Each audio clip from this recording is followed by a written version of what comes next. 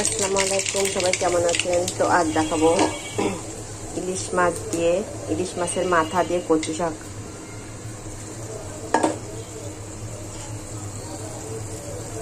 কিছুটা পেঁয়াজ, কাঁচা লঙ্কা কুচিয়ে রেখেছি।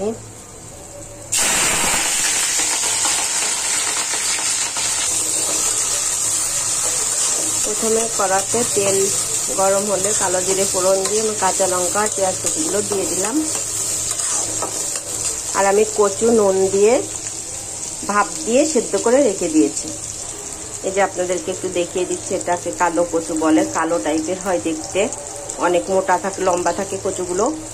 তো এই যে আমি নুন দিয়ে ভাপ দিয়ে সেদ্ধ করে এরকম একদম মানে কি বলবো, একদম মাখা মাখা করে নিয়েছি, কোনো গোটা থাকবে না।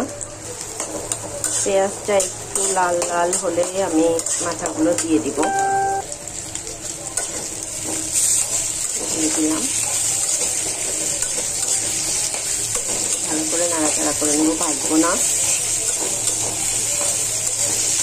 খুব বেশি ভাজবো না, হালকা করে একটু।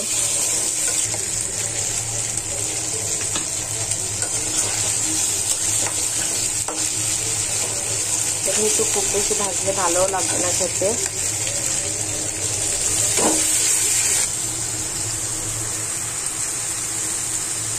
তো আপনাদের ইচ্ছা হলে হলুদ দিলে দিবেন, না দিলে না দিবেন। আমি একটু দিয়ে দিলাম, আর একটু চিনি দিয়ে দিবেন স্বাদের জন্য, যাতে মিষ্টিও হবে না কিন্তু স্বাদ হবে। তো এইভাবে আমি রান্নাটা করে নেব। রান্না প্রায় শেষ। ধন্যবাদ সবাইকে। আর কচুটা কিন্তু আমি কোনো পানি দিয়ে সিদ্ধ করিনি, আমি জাস্ট নুন দিয়ে সিদ্ধ করে নিয়েছি। নুন দিয়ে আর কি ঢাকা দিয়ে দিলে কচু এমনিতেই যেরকম অল্প অল্প আছে করে এভাবে করে নিতে হয়। ধন্যবাদ সবাইকে।